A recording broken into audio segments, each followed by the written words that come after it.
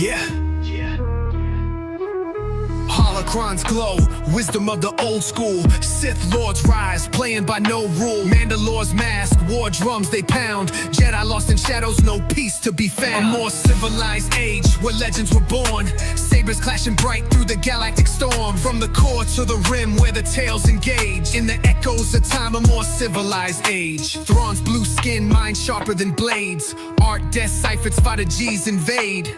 Mara Jade with a vengeance so cold. Turned from the Emperor, her own past she strode. A more civilized age, where legends were born. Sabers clashing bright through the galactic storm. From the core to the rim, where the tales engage. In the echoes of time, a more civilized age. Rakatan ruins, tech older than dreams. Force flows deep in the galaxy streams. Lost tribes rise, the Sith reclaim their might.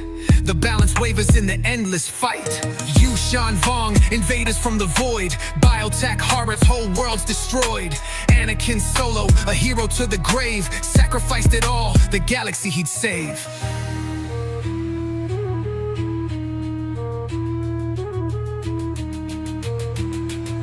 Yeah. A more civilized age, where legends were born. Sabers clashing bright through the galactic storm. From the core to the rim, where the tales engage. In the echoes of time, a more civilized age. All right. Oh, there we are. Here we are. For some reason. There. Boom. There we go. There we go. All done. Welcome again to a more civilized age, ladies and gentlemen. And big surprise, Geeks Addict not here. He showed up for one in person. I suppose that counts for like 12 of his normally. So he's been to the past few. He did show up live. It was really good to see him. But he said he had to go back to Dallas to get him some of that sweet Jollibee chicken and spaghetti that Ryan loves so much. I can't believe that I wasted a meal in Dallas on that. Do you know, I should have pulled up the article. I was going to discuss what you thought about the article. It said, I read that Jollibee is passing up KFC in the U.S. Maybe that's true, but it's only because we got way too many like immigrants or something like that are going to that. Like, there's no way. It was basically, Asian KFC, and get out of it. They don't belong there. It was garbage. The service was terrible. The food was awful. But you really wanted to go. In the heart of Texas, we could have gone to any awesome steakhouse in the world, and we go to that absolute crap hole. Thanks. Was it better? Was it better or worse than the sampler patter you guys had at the Rangers game? Oh, I would have eaten 3 of those before I'd take another bite of Jollibee's chicken. Oh, mercy me. Yeah. So, and then of course, Meg could not be here. She is in the middle of doing shows. So we will try to catch our dear Meg later on. But of course, Ryan Kennel's here. Dylan, special guest, as I advertised last time. Always good to have Dylan from Twins. The only member of the Trinity who wasn't there with us in Dallas a few weeks ago. So yeah. we got to see Amelia, who all Amelia and I did was just talk about how much you should be there. You should have been there, Dylan. But I had something okay. The weekend prior. You did, and that's what we're going to be talking about today. So that's what we got going on. We'll get with Dylan's topic first. Dylan went to I don't know what the name of it is now. They've changed it like 3 times. What was the final name? Legacy. Legacy Expo. It was, I don't know what it was. They tried to take the Legends Con moniker, and then they knew they didn't have that, so they changed it to Legends Expo. And then just a few months before they go out, they said, you know what? What's something that would make us even more, insignificant? Let's change our name to Legacy Expo, so now no one can find us. So hey, at least they put their con on. They put their con on. That is true. Yeah, that is true. I did my Matt was wrong live stream like I promised I would. So I was really shocked they did it, but they did it. I'm expecting another one of those on Jollibee chicken, by the way. I'm never going to apologize for Jollibee chicken. I'm going back next time. I'm kidding. All right. So Yeah. what? Okay. You got some freebies there. You're showing us. So I was just showing like a little bit better. So this is Okay. the Legends Con. Yeah. Hold on. First I'm badge. bringing you up. Go. And as you can see, it was very flimsy, very bendy. Like these snapped off. I saw a lot of them, and people were like kind of hooking into the side, kind of cheap, but for like a first time con, whatever. The badges this year were like actual like card stock, so it's a little more higher quality. It actually held up for the weekend. There's a little wear on the lanyard bit, but yeah, it So seems the like quality's improved. yes, I would say the quality is improved. I heard bad things last time about the moderators. The moderators' quality was a lot better at the panels. If you don't know, they have the authors up there, but then they'll have someone who either works for or with the LegendCon staff who was kind of moderating the panels. I didn't hear a lot of good things last time about the moderators. It seems the quality was a lot more varied. There were some pretty bad panels. That's what I this heard. year I didn't see a lot of that. I also didn't go to many panels last year because we had a booth at Twin Suns there, so I was at the booth most of the time. But this time I didn't have a booth to sit at all night, so I could actually, or all day, so I could actually go to panels and stuff. Oh, nice. So we're going to talk about those panels that you went to. You have lots of stories to share. I do know that someone was recording some of the panels, but as you told me earlier, his phone died and he didn't get a lot of the panels. So yeah, his phone died. So LegendsCon went from 10 to about like 6-ish. His phone died on Saturday about like 3:30-ish. So like the last like few panels of the day. Summonary Games is the channel. He has a lot of them. He didn't get all of them on Saturday. I don't know what panels he got on Sunday. But yeah, so some of them are up there. They were also filming all of the panels. So those will go out. They were saying they were saying in like the post, those will go out whatever their film guy has time to go through all like 14-ish hours of video and actually put together, cut them all down to what the panels were. So okay, so before we get into those panels, which I do want you to tell us the interesting stuff about that, were you able to pick something up? I picked up a few things. You picked up a few things, and I think Ryan's going to be liking some of this stuff. So go ahead. So the first thing I got, there was a vendor who had a lot of old stuff. I'll show a picture later of his booth. But I got issue 50, the original Star Wars Marvel one, the Crimson Beautiful. Forever, which obviously ties into 108. 108. Yeah. I actually asked him because he had a bunch of singles, and I'm like, I'm not really looking for any. Well, do you have the Crimson Forever? And he's like, he looked through his box and he's like, yep, here it is. Okay, cool. Also, I got a first edition Star Wars from the Adventures of Luke Skywalker. First edition, I don't know if you can see it. December 1976, which is very important because I've gone on this for a long time, but there's a discrepancy in the record because if you check everywhere, it says that it was released on November 12th, but the actual first edition copies all say December of 1976. So it's like a month off for reasons I don't know. Then there was another booth that had a bunch of collectible stuff. I managed to get ARC Trooper Captain, which is definitely I don't know why they didn't call it Fordo, because it's definitely this is clearly Fordo, but ARC Trooper Captain. He was also selling a lot of the Inkstone books, so I managed to get the Darth Plagueis hardcover Inkstone. Nice. I didn't even know they were making some of those hardcovers. Yeah, they're only in so they're numbered. They're signed by the author.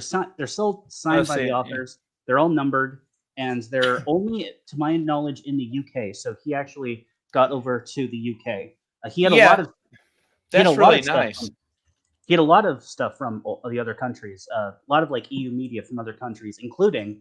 This is the very first thing I bought. I saw it. And I immediately knew I had to get it. This is because it was awesome. not going to survive the weekends.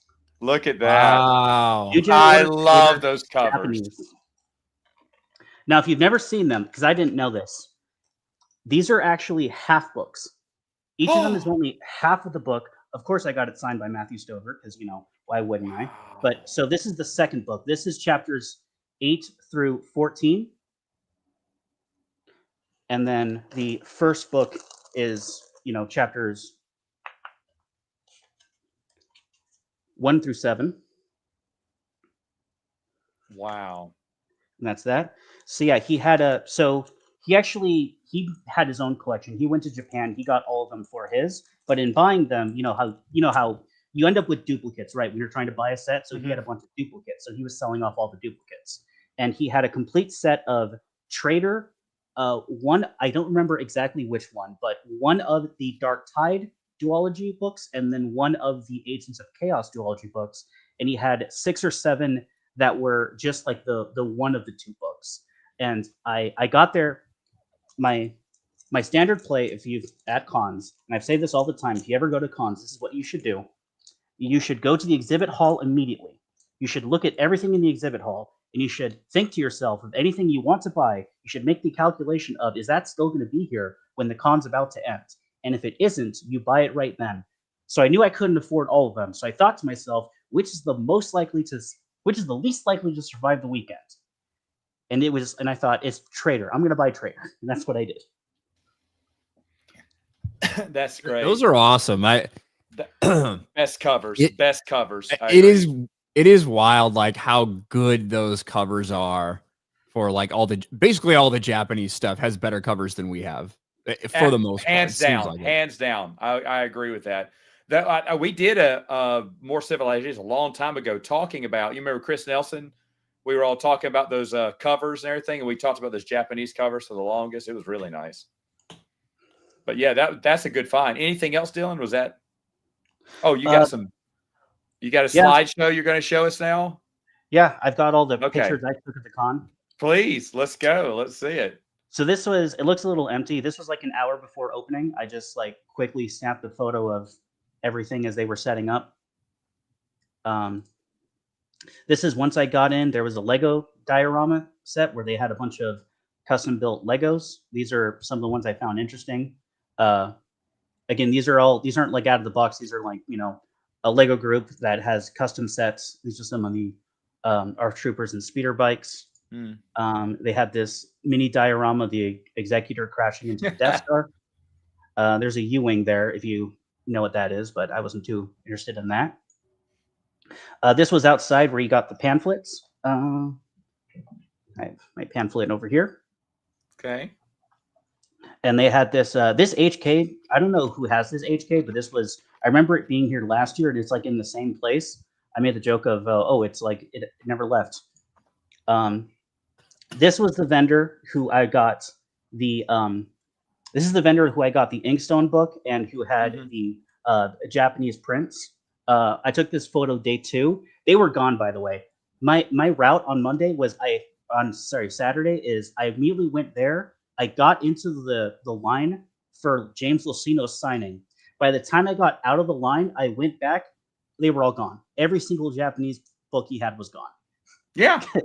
What a smart idea to bring the Japanese books. Yeah.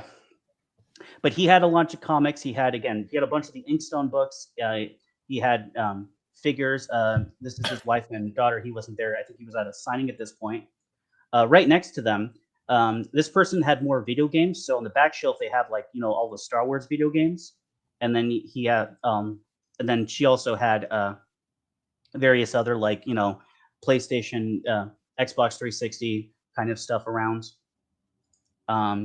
This was the guy that I got the first edition Star Wars: The Adventures of Luke Skywalker. He just had issue 50 of the Marvel run. He just had a lot of classic Star Wars. He had Revenge of the Sith on Betamax. What? Sorry, The Empire Strikes Back. Sorry, The Empire Strikes Back on Betamax. Oh, sorry. I was gonna say, I don't think that's.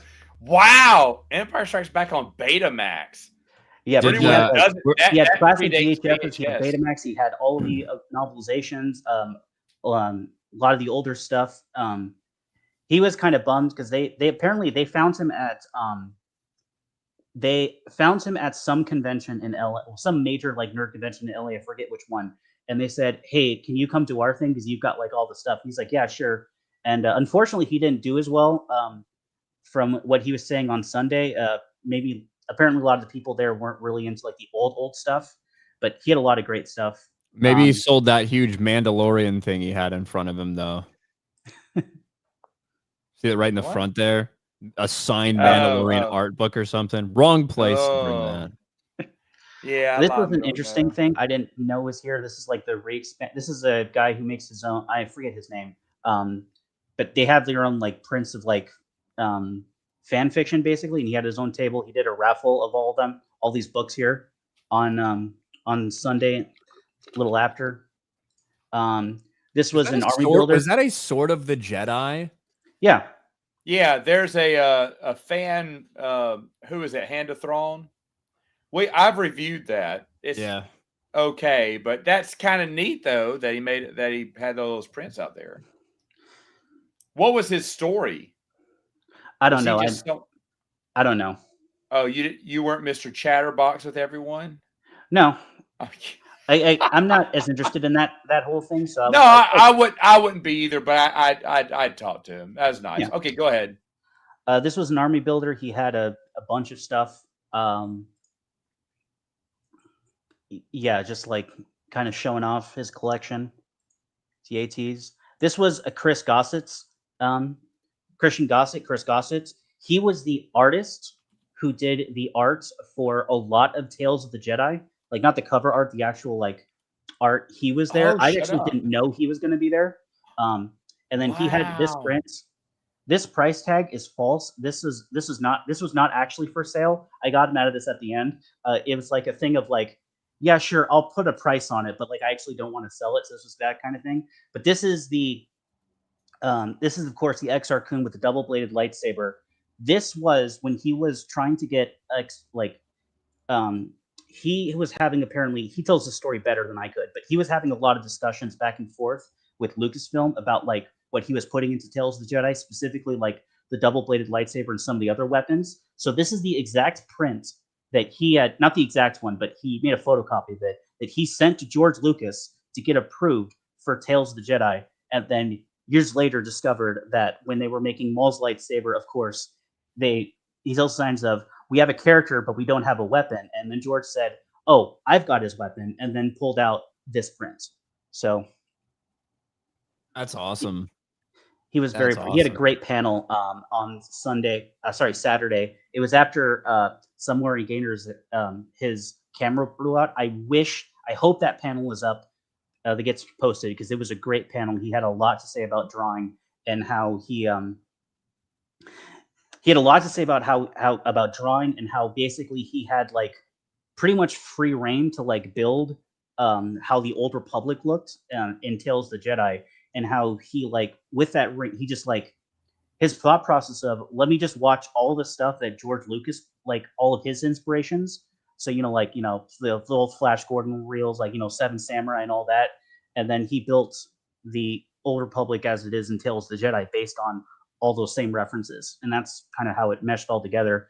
And then as the panel was going, he was talking about all these things he drew. And people were like, oh, by the way, Korriban shows up in KOTOR 2. Oh yeah, you can go to Onderon in you can go to Onderon in the Old Republic. Oh, Ren Var is in Battlefront and the Clone Wars.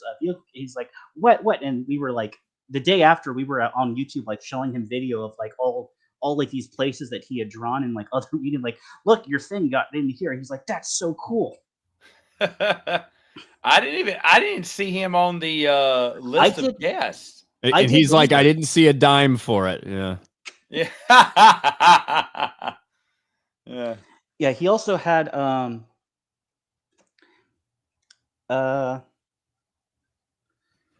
he was showing off this, which is what he's currently working on. Okay. He's now doing like art for Lovecraftian kind of things. So he was giving these out. There was another one.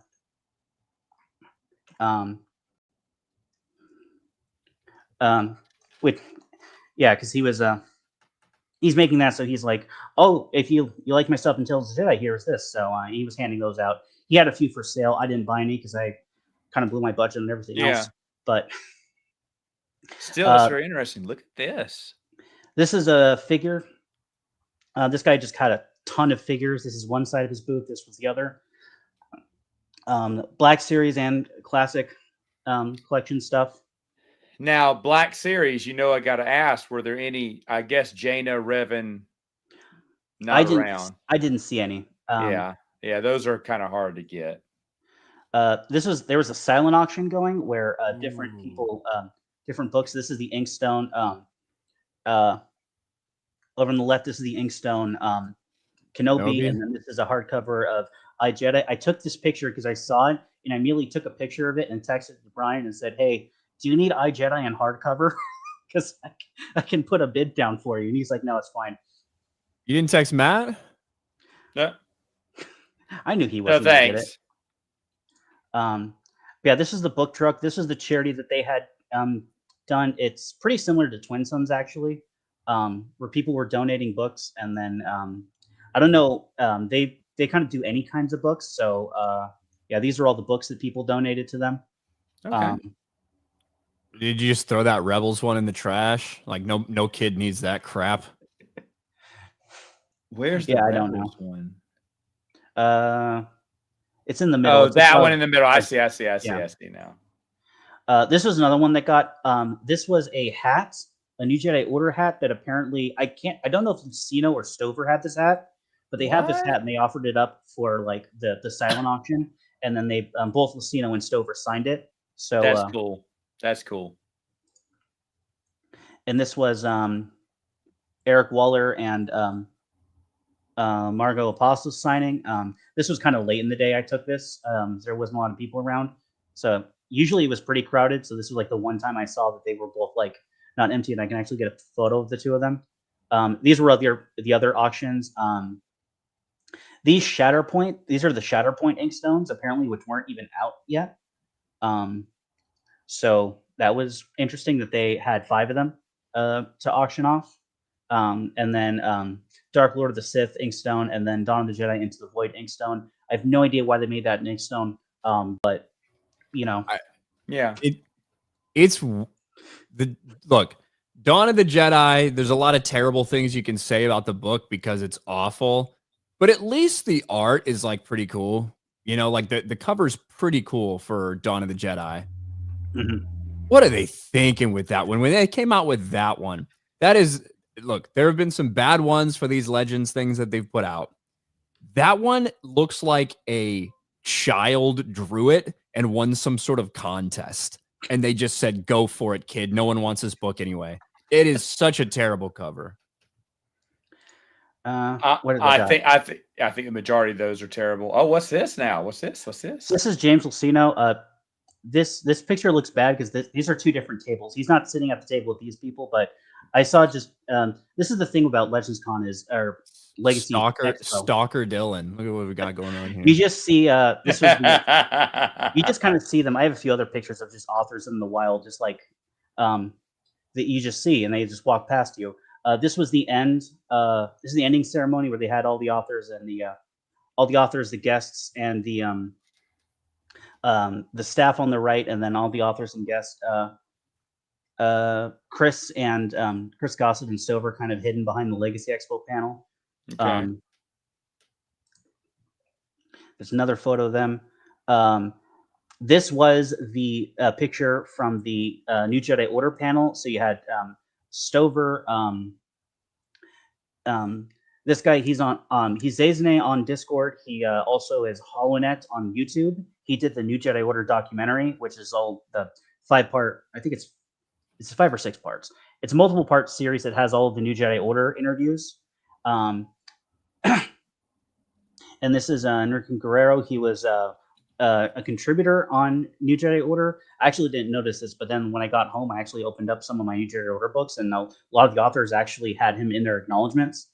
I hipped out, and then obviously James Lucino. This was a great panel. I'm pretty sure this is probably the most packed I've seen this room because it's the New Jedi Order.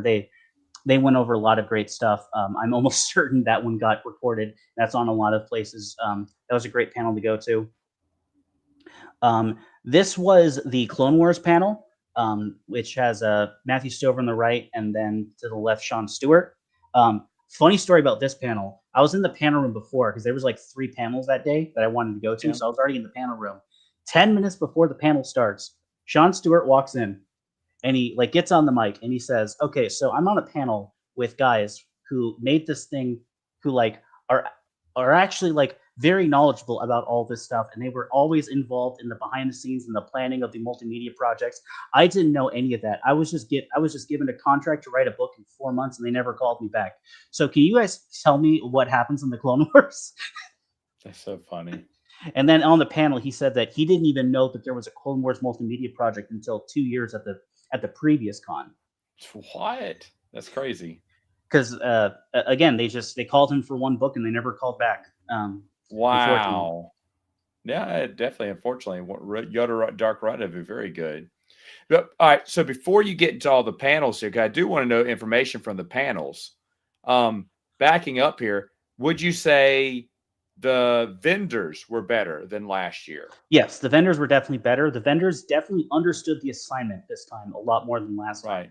There was like everything was more or less like actual like Star Wars. Everyone had like actual Star Wars things to sell, and the vendors had a lot of EU stuff to sell, even if they did have like canon stuff and whatnot, new canon stuff, or just like Star Wars, merch in general. It was They Right. did all at least have some expanded universe, and I was talking to them, some of the organizers after, and like, yeah, they actually like scouted out vendors this time to actually get people who could actually bring stuff that people would want to buy this time.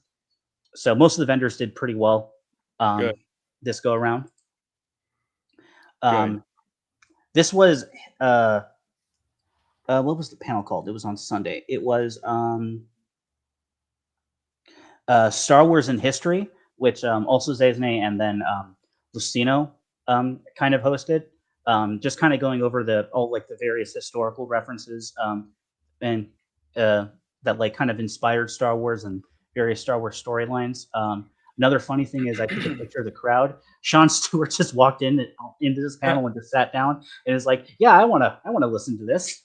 So that was great. This one was from the Saturday panel. Sith Lords Are a Specialty with Lucino Stover and then Abel Pena on the right. Okay. That was another great one. I know it got recorded. This is more just authors in the wild. There's Barbara Hambley in her Jedi cosplay, just kind of perusing the convention hall. Still sporting the Jedi gear. Good Yep. for her. There's Sean Stewart doing the same thing, talking with one of the vendors. Again, you just walk it's a great atmosphere that they have. I think it's perfectly small. It's about 300 people any day. They said 500 total is what they sold, but like 300 to 400 ish people. The hall's busy, but it's not like crowded.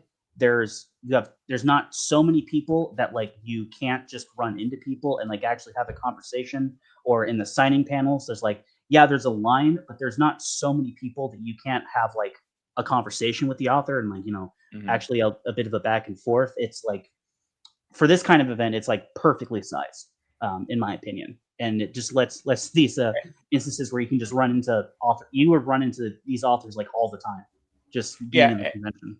And you had told me earlier it's roughly the same crowd as last year. Yeah, I think it's hard to gauge. Like I would say it was like per day like 50 to 70 more-ish people, but again, the difference between like 350 and 400 isn't really that much. But yeah, it was like around the same crowds. It definitely felt like there were more people. There were people who were there who I didn't see last time, and then obviously there are people who weren't there that I didn't see last time. But there was also a lot of like one dayers. So I know there was a lot of people who like I didn't who came in Saturday and said, "Oh yeah, I'm not being here tomorrow." And then I saw a lot of new faces on Sunday that didn't see Saturday. Okay, so it's here and there.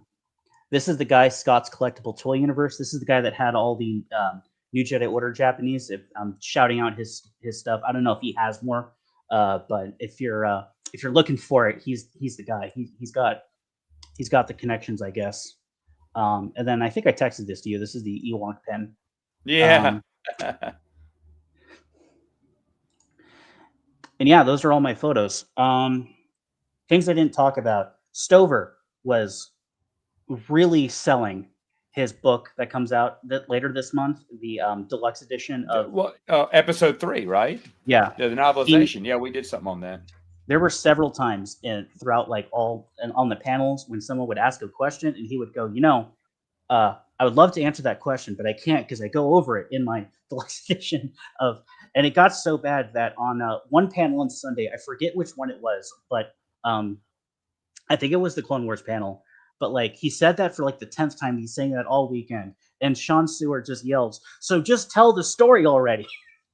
And it was about Anakin and like the dragon, where that came from, and then he said, "All right, fine, I'll tell the story, but everyone who's recording, stop recording. It's only going to be here." And I have unfortunately been sworn to secrecy on that. You'll have to buy the book to get that story, but it was great. That's good. That's good. So yeah, he's got a hot the book. The book is though it's a couple $100, right? I think that thing was expensive when we looked it up. I don't know if it's a couple $100, but it does seem like it's going to be expensive. It looks cool. I like. No, it definitely does. It looks really cool. Hold on. Says, hey, I finally caught a live online. I'm listening while playing some EAW, and it was great to meet the crew in Dallas. Keep up the good work. There's AD. Shout out AD. Love this guy. Really awesome guy. Really great to meet you. Gave me some alcohol. So he's Ryan's best friend. That's right. Another guy. No, he was really cool. I got to talk to him, and AD, it was really awesome. Awesome getting to meet you in Dallas. So another guy who was there is Ryan Mobley, son of Luke on YouTube. He was also there. He was actually live tweeting, I guess, some of the panels or live Facebooking, I guess, on one of his pages. Him and I, we were both at the old one, and we were both in Twin Suns. We were the only two people at Twin Suns there. That's why we didn't get a booth, because like there's only gonna be two of us. Really, we can't really have a right. We can't do anything if like if there's 5 of us, then like we can have a rotation going. But like if it's 2 of us, we're just gonna be at the booth all day and like not see anything. Yeah. One thing I did get out. This wasn't on a panel. This was after a panel from Lucino. I don't know if you know this, but there's a fan theory that in the Plagueis novel, the intention of the Plagueis novel is that Palpatine's first name is actually Casigna Palpatine. He is named after his father, and that's part of the reason why he doesn't go by his name, is because he hates his father and everything about that. And like part of that is the name. So I straight up asked him if that was the intention, and he did say yes. That was his original intention for it. But Lucasfilm wanted to keep certain things vague, so that was when he had to like pare back. And like what we got in the novel is what we got. But yeah, I know a lot of people have had that theory for a while, so we got that confirmed. So Lucasfilm wanted to keep it really vague until Disney bought it, and then he was Sheev. Yeah, and then Lucasfilm told him that it was actually Sheev when he was writing. I think it was Tarkin. Yeah. He did also say, he was asked about Tarkin if he would have written it any differently if it wasn't a canon book, and he said no, he would have written it the exact same.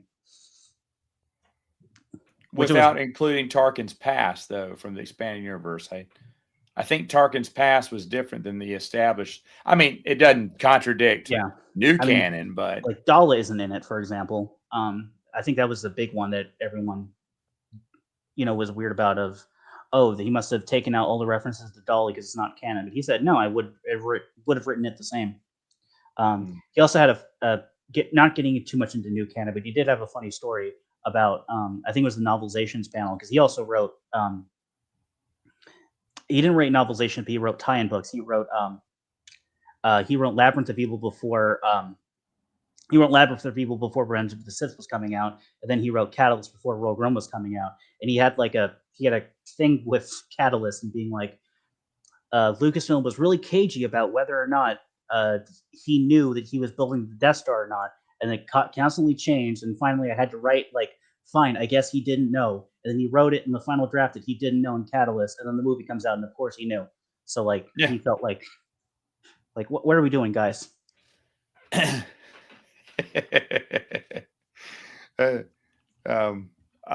Isaac in a little panic in the chat there. His Sox lost, but he doesn't know how lucky the Yankees are. Anyway, Isaac, you'll be happy to know we were talking baseball prior to this stream.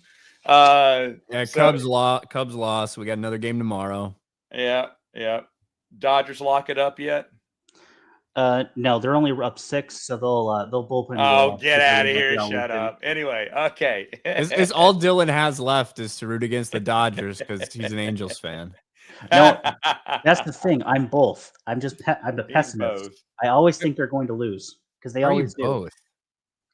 Because they play in different leagues, so the only ever time they ever will play each other is in the World Series. And that's almost never happened. That's Bro, happened twice. Dylan, Expansion. Dylan. That would be like me being like, I still root for the White Sox. Screw the White Sox. I hope the White Sox lose every game. They're our rivals. What are you talking about? Crosstown rivals. No, you don't. You play each other like 2 series a year, and there's a system that the season is 162 games. Those 2 series have almost no aspect on the rest of it. The only time you'll actually play meaningful games is in the playoffs. But you're fighting for the city, Dylan. You're fighting for the city. The Angels play in Anaheim. The Dodgers play in Los Angeles. 2 different cities. So irrelevant. That's why like the Angels don't matter. It's not a real rivalry. Oh, I agree. It's not a real rivalry. Anyway. Matt's texting somebody. He's distracted. He brought out the baseball conversation and then he tuned out of it immediately. Well, I'm looking up the stats. Okay, so now we're done with baseball. All right, moving on. Baseball break there.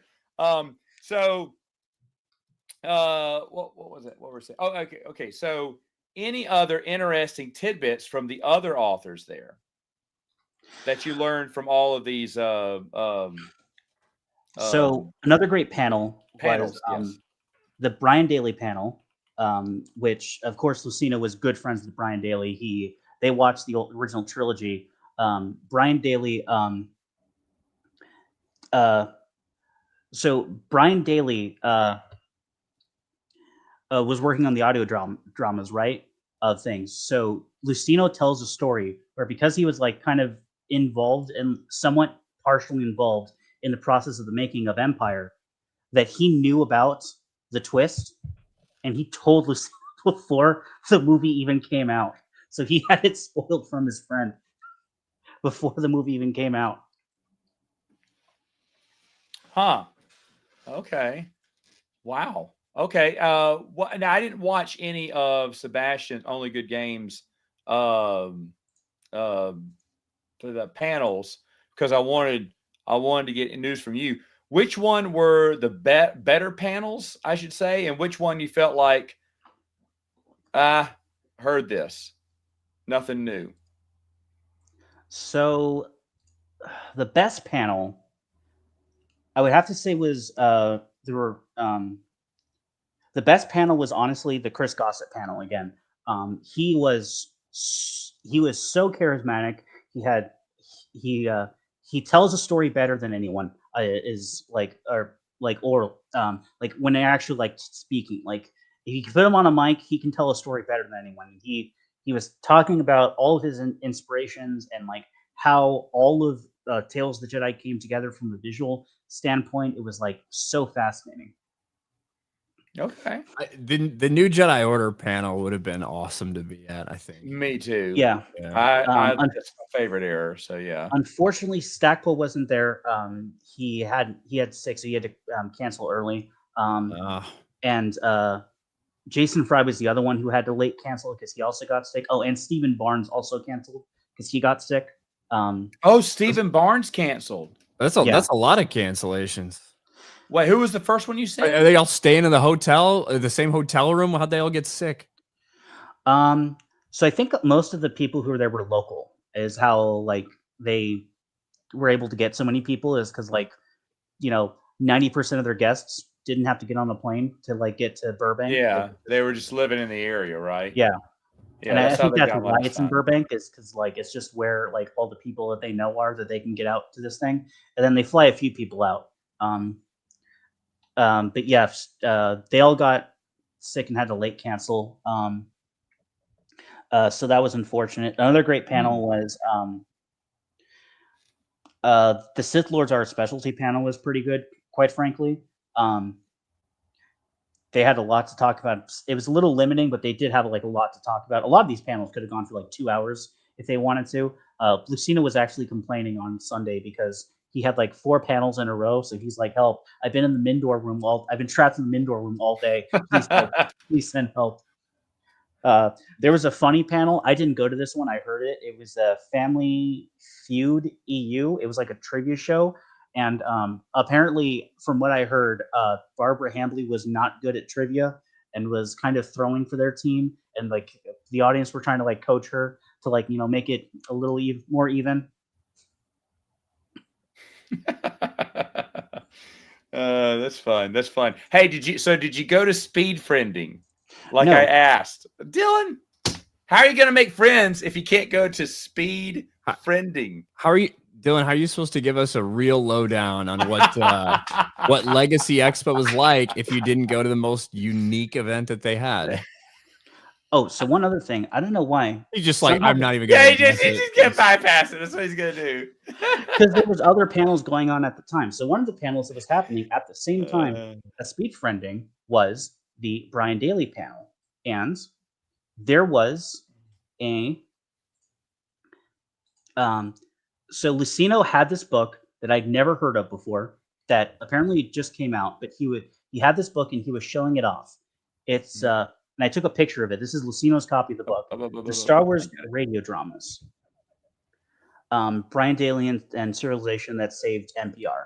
And it goes into a lot of the behind the scenes of from what Lucino was saying. This goes into a lot of behind the scenes of what was happening with the radio dramas and how he kind of put them together. Again, I didn't know that this book existed. But yeah, he had a copy and he was like showing it off.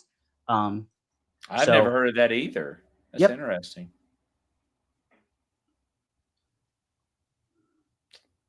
Wow. Cool. Very cool. Yes, that's why I didn't go to Speed Friendly, because there was the James Lucino panel, and then there was the Dylan was getting Japanese EU covers. He didn't have time to make friends. He was making friends with the vendors so he could get some more good. No, good there were stuff. people there. There were a lot of familiar faces from the last one who we all met up. There was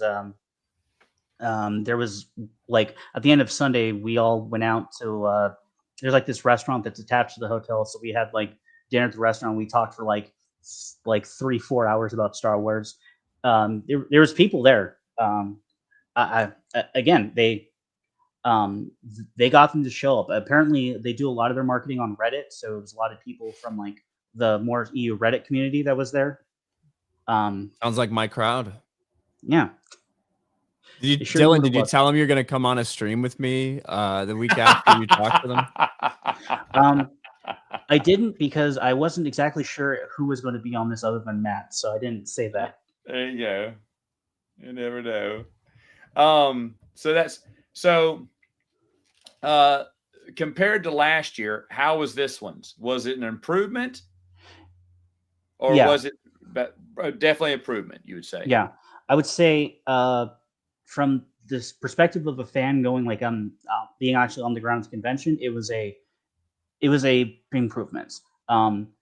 There were a lot more guests.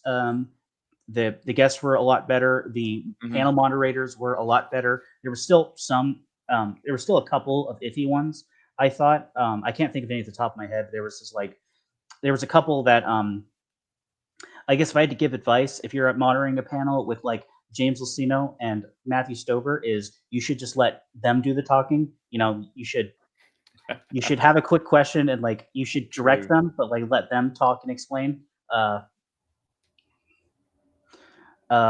vendors were a lot better, obviously. Dylan, you're saying that maybe there's a chance that people are there to hear the Expanded Universe authors speak about the Expanded Universe and not to hear the moderator give their Make a input. joke about something. Yeah. Yeah. Yeah. They have no And again, clue some of the on. moderators were really good. Again, like on that one history in the EU, that was just Lucino and a moderator, and they had a very Zazne who did they had a very good back and forth. So like it was interesting in that respect. And again, he did a lot of research for the making of the history of the EU documentary, so he knew a lot of like he had known because he had listened to all the interviews for all the authors making New Jedi Order for their inspirations for what like um, for where a lot of like the Vong stuff came from. So he was able to talk to that and like lead the discussion in an interesting way. They were a lot better of that at this time. It's cool. For sure, the New Jedi Order one seemed like that would have been the coolest one for me to go to, of like the ones that you mentioned. Look, as skeptical as I know Matt was, certainly, about this thing actually taking off and happening, they got it done. Like they had authors there, they had vendors there, they actually had people that showed up, which I wish we could have had that same experience in Texas a few months ago, and it sucks that one fell apart. But I hope the people that were able to win, that they were able to go, actually enjoyed it. Well, and that's the same thing I was going to say, that the people went, they enjoyed it. It looks like they learned from their past mistakes from last year, actually put out a better convention. Good for them. Are they talking about a third one now? Was there any talk about that from them on the last day? So they mentioned, so they didn't say where, but from the feelers, it looks like it's probably not going to be Burbank again. But it is going to be somewhere that is, somewhat centrally located to where a lot of guests are close, so they can get them a little easier. They didn't say where. They said their goal is currently 2028, but they're also planning on doing something for Celebration in 2027. Oh my goodness. So like, I don't know if that's like a present. They'll have a present. So 3 years later? Well, yeah. I think they wanted to do 2 years later, but Celebration is 2 years from now. So like they had to. Is Celebration all year long? Can't you just throw your other con there? I don't know. That seems kind of weak, but oh well. Yeah. Yeah. Okay. Well, good. Well, I'm glad you had a good time, and I agree with Ryan. I think anyone who went, I'm glad they had a good time. Glad they learned from their mistake. Glad they came out with better lanyards, better vendors, and a better organized con overall. So good for them. One other thing, we of course, Dylan was talking about this. We had gone to we had done our last More Civilized Age live during the fan event. Super fun, really great to meet everyone. What had happened later on that night was just we visited, had fun late into the night. The next day we went to a ball game. I put the video up of all of us at the ball game. Ryan did his best to annoy every single Ranger fan in the stadium by cheering for the Marlins. And not only that, just making sure that everyone knew that the Bears were beating the Cowboys at the same time too. So how funny, since the Marlins ended your season, Matt. Boy, I hate the fish. The Mets ended their own season. Let's make that clear. They shot themselves in the foot several times, over and over and over again. That's what happened. Sunday was definitely a fun way to cap off the weekend, and it really was. Again, I would have loved to go. I just used my vacation time on the I definitely understand that, but it was a lot of fun. Someone asked me, "Are you going to do one next year?" I said, "Well, it wasn't planned. This was just to get that charity donation drive going that was going to happen during the Legends Con that was scheduled in March. They got canceled, and I didn't want it canceled because I wanted to do something with it. So we had worked together, and when I say we, I mean mostly Brian. I just sat there and told him what I wanted. Brian's excellent. And it all got set up, and it was really good. I've been talking about that donate. We talked about this on the last one, but I've been talking a lot about that donation drive, going to the hospital there, Children's Hospital there. The staff was really nice. The kids were really nice. I was telling, my family about it and everything. So puts things in perspective. Those kids coming in with their little IVs, or they got the IV patch, they're just off the IV. They walk in, or sometimes it's families of the kid that's in there, and they're coming in to kind of get their mind off what's going on right there. And so a lot of good work that they do over at Twin Suns there, because it really just, you could see those kids' faces. Ryan was there too. They were happy. They were happy to make the little lightsabers. Ryan was helping them make lightsabers, and they were super happy about that. And on my end, I was at the table where they were rock painting, and they were just painting away, man, having a great time. So, I mean, folks, if you don't know about Twin Suns, definitely check them out. They do stuff like that for school libraries, children's hospitals, and it really is awesome to see a lot of the kids' faces just kind of light up, taking pictures with all the 501st, the local 501st were there, and they seem very nice too. But it was great. It was really rewarding. It was cool to see, because like, I obviously know what you guys do and you've seen the pictures and stuff like that. To be able to be a part of it was really different. And yeah, I felt really good that we were able to go and do that. And I had fun building the lightsabers too. That was a blast. I gotta say, that children's hospital, that is like the Ritz. Like, you get sick when you're a kid, you want to get sent there. I'm just gonna say it. Like, they had a Build-A-Bear. Yes, there, right in the hospital. I was gonna say in the mall, because they had a gift shop. Looked like they had a food court. The place looked like a castle inside. I mean, everything. It had tons of places you could play out in the outside, little mini playgrounds. You could eat. They put the benches under the shade. Like, this is really well thought out. I was like, wow, there's not a bunch of benches sitting out in the hot sun. So yeah, it was really nice. It was a lot of fun. And it was good to just, meet fans and hang out. And I know obviously some people, they had their hotels booked already. They had their flights booked, so they needed to use their credit or whatever. So it was good to just go out and meet some people, pretty chill and relaxed, having a good time. I see Scott in the chat right now. Scott's in the chat talking to Brandon. So. Scott's small time Republic. Matthew was in there. He was there. A lot of the people in the chat were there. We got to see Star Wars Marvel purists. We got to see our face reveal there, which, now I'm sworn to secrecy. I can't. Well, and now we know why he just goes with his avatar. It makes sense. I thought Tristan was there. But Tristan was there. I know. And the funny thing was, so we did an impromptu Minax nest, and Tristan did not disappoint, meaning he did disappoint the entire time, which is what I expect Tristan to do.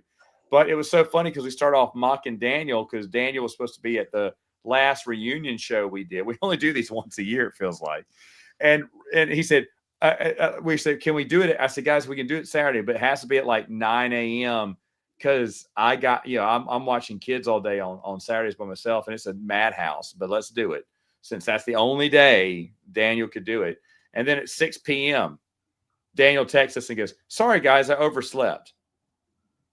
You overslept by 12 hours almost. It was 9 hours you overslept. Goofball. But then he came on at the stream in the chat and said, hey, guys. I was like, wait a minute. I didn't do a double take when I saw him in the chat. So I may have to have him back in there. But I did understand this. Amelia shared this with me. And by the way, folks who went to Dallas got to meet Amelia.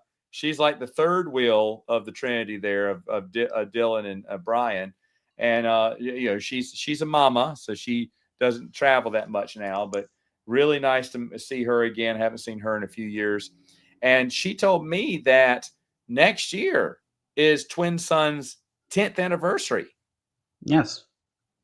Look at that. So that was really neat. Are there, I don't know if you know of any or can share any, but are there plans for the 10th anniversary of Twin Suns Foundation? Have y'all talked about it? No. I know 11 days from now is the beginning of the Billboard project. October 12th, 2015 was when Brian first made the post about the Billboard, when we actually started working in earnest. So that's coming up. We have nothing planned. I'm just sick. That's like a thing that I just realized like a few weeks ago. Like, oh yeah, we did the billboard. Yeah, we did the billboard then. That's right. We built the billboard like 10 years ago. Oh, mercy me. It was one other thing I just remembered. I can't believe I forgot about this, about the Brian Daly panel. So the group I was with, we were kind of like sitting at beforehand, and someone said, "Hey, should we ask Lucino about the Hungarian Han Solo novels?" And he knows about it. Oh, He's like, "No, that's probably a bad idea. We shouldn't do this." Then in the Q&A, the other side of the room, someone asked the question. about the the supposed to be added. What did Lucino say? He said, "Really? They did that?" And he looked up. He's like, "Did you hear that, Brian?" Did you hear that, Brian? That's funny. And it was all done. Now, those books, I reviewed them earlier this year.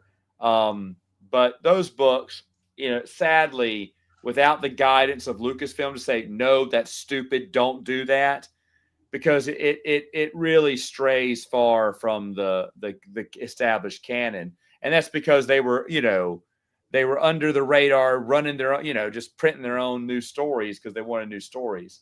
And sadly, the first one's probably the best. And then as the story continues, it gets kind of crazy and wild. And I know they did another one called, what was it, Power of the Force, which is supposed to be the sequel to Heir to the Empire, which at the time had not come out yet. But they really wanted one, so they made their own sequel. And I bet that is insane.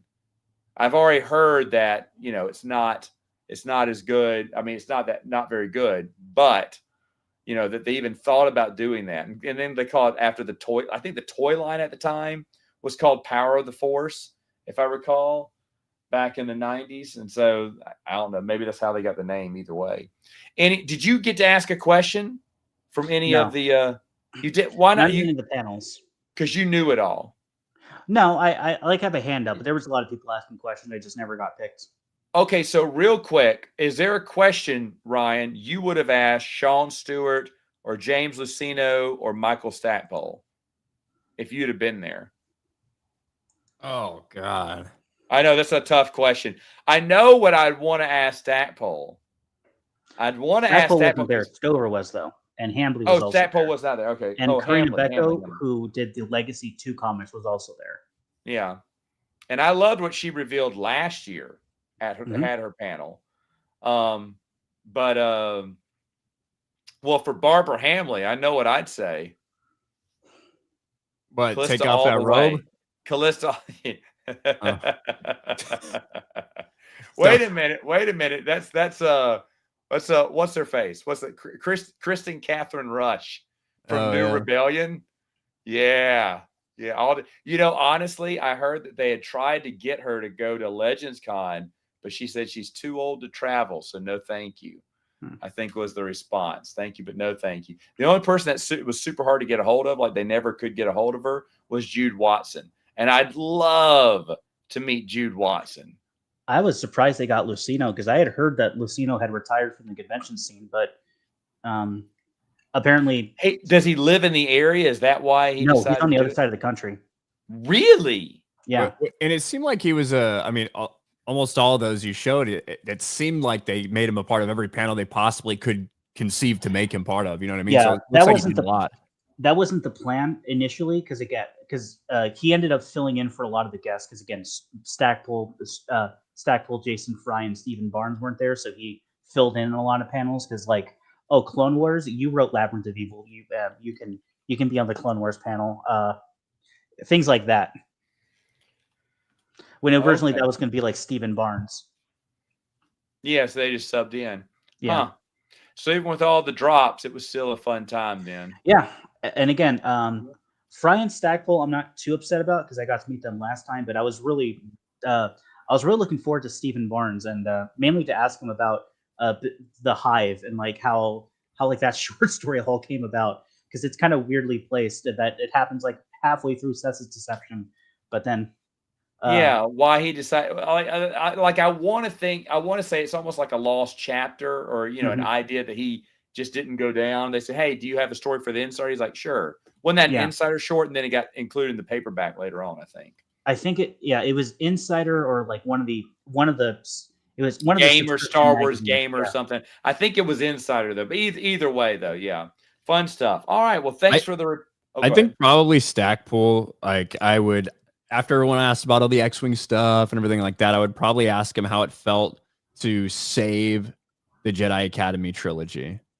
That's what I'd probably ask him.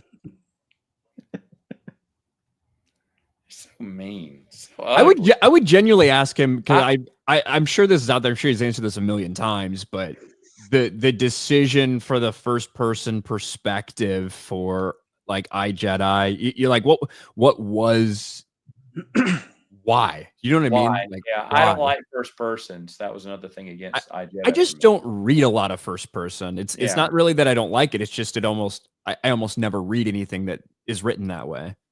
So. Yeah, my question to Stackpole would be, what was the idea? What was the concept for the comic book, X-Wing Rogue Squadron comic book?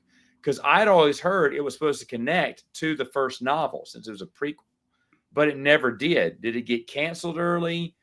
Did you have more stories for the comic? Because the Making of Baron Phil is a great comic book. But the X-Wing Rogue Squadron comic book series was kind of flat as a whole. So he did kind of get into that last time where he said Dark Horse was really pressuring him to have like the X-Wing novel characters appear in the comics. And he kept saying, no, that can't, like Corrin specifically, to appear in the X-Wing comics. And he kept saying, no, that can't happen. He hasn't met Corrin. Wedge hasn't met Corrin at the end of beginning of Rogue Squadron. It wouldn't make sense. So he finally like relented and had the one scene where Corrin meets a few other rogues that aren't in the books is like the appeasement of, look, Corrin's in the X-Wing books, but the X-Wing comics, but like it doesn't break continuity because he doesn't talk to anyone that he doesn't, already know by or meet later down the line. Right. Well. All right. Well, I'm glad the con went well. I'm glad they had a good time. Everyone had a good time, and that you got all that cool stuff too, though. That's a plus too. Yeah. You got a haul. Yeah. Yeah. Right. I'm now in the unfortunate position where I have one of these and I have 18 more to get. You should have cleaned them out. You should have cleaned that vendor out when you had the chance. I didn't have the money. Doesn't matter. That's when you say, do you take credit card? You do now. I almost asked Chris Gossett about that imprint. Like, do you take check? Oh man.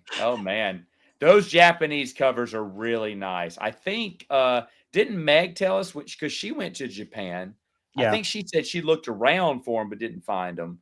I'm sure they're not in every bookstore though. They're probably used bookstores or hard to find. But again, those are beautiful covers. So I'm glad you got at least that one for Stover to sign to, and that Stover signed it. That's a big deal too. But yeah, there was a few people who actually had them. So there's a guy who's selling it to have them, and then he sold them to other people. So like by the time I got to Stover to have him sign it, he'd already seen it twice. Oh, that's funny. Yeah, because the vendor's right there, so it would have had him. That's great. All right. Well, thanks, Dylan. Thanks for coming in. Telling us about the Legacy Expo there, all your fun things you did. Everyone come back, see us next month. I believe the special guest, I think I already have the special guest, Brian Borg has been begging to come back on bended knee. No, we love Brian, so we gladly have him back.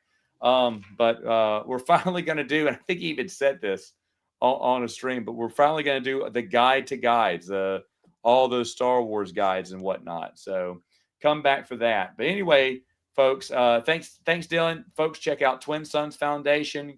It's twin-sonsfoundation.net, correct? Is there a dash there? Yeah, it's still dash. Here, I'll put that in the dash in .net. We tried to get .com. We had a chance to get .com a while ago, but our web developer was like, no, .net's fine. .net's fine. There you go. All right. So there you go. There it is. Twin Sons, www.twinsons.net. Go ahead. Go see them. Keep up what's up with them. Again, that charity drive, I agree with Ryan. Best thing ever.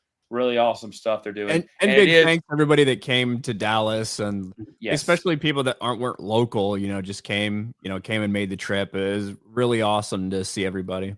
Oh man, I echo that. Go ahead. And to watch Matt get his no, actually you beat Brian's butt in Queen's Gambit. So. Someone finally won as the Separatist, I heard. But I won. Someone did win. Isaac. I don't know if he says Isaac won. Isaac won as a Separatist. Maul clung on to dear life. He had one more hit left on him, but Maul survived, killed off the Jedi, and then went on a tear. So yeah, it's very rare that the Federation wins.